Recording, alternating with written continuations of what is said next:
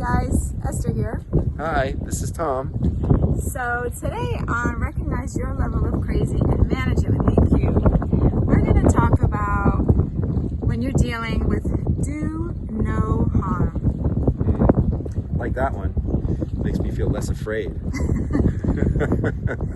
So before that, we just want to show you really quick where we are. You're going to hear some birds in the background. We are here at the Wild Bird Sanctuary near Key Largo. Yeah, in Tavernier, Florida, actually.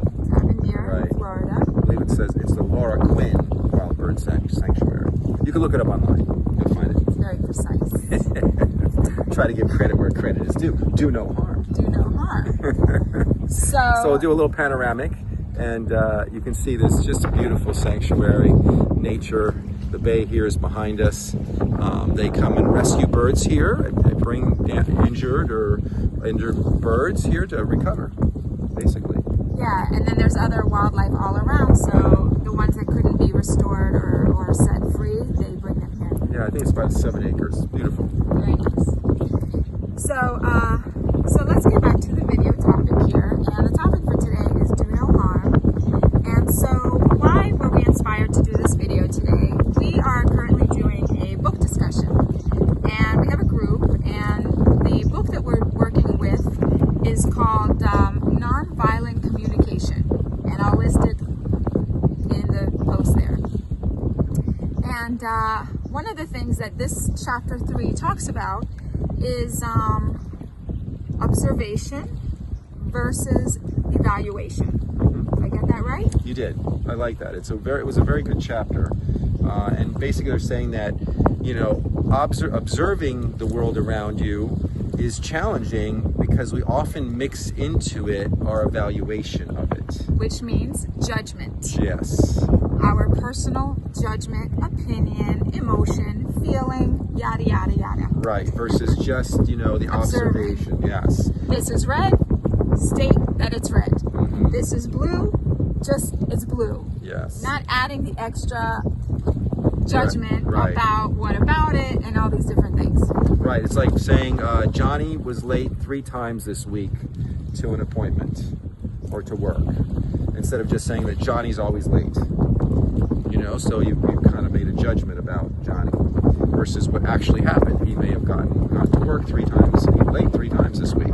So it's an interesting topic because it's really challenging to separate that out from our psyche and our mind, because our minds are quick to judge, quick to evaluate, and I think that leads to your topic of do no harm.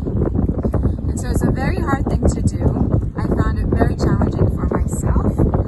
And so we were joking that, I'm not as evolved as Tom. No, because she's more evolved. That's why we're joking. She's like the evolved person.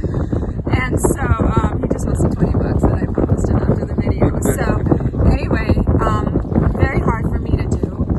And so the agreement is that at my point here in my evolution is that I promised that I would just get to a point where I can say, do no harm. So for me, that's where I'm at today, right this second in my evolution, is do no harm. I may not be able to not judge the situation, but I can work on do no harm. So how do you work on doing no harm? Like, what do you mean by that? How do you work on that? So it's just an intention type of thing. It's just something that you set your mind to it. You have the intention to do no harm.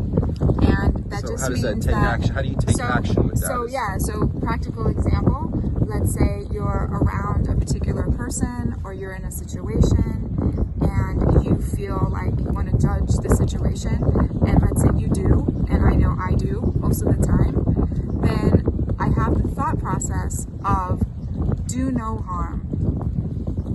Get yourself in a place where you can just think about that and just help yourself get to a place where you just do no harm. You don't try to judge the person. You don't try to hurt the person. You do all you can to just stay in the place of do no harm. So it sounds like a lot of this is just paying attention to your thoughts. Yes. How do you think about things, and what comes up right away? And often can be, instead of an observation of the environment you're in, the situation you're in, the relationship you're in, whatever it might be, instead of just an observation, if we can catch ourselves in the judgment of that situation.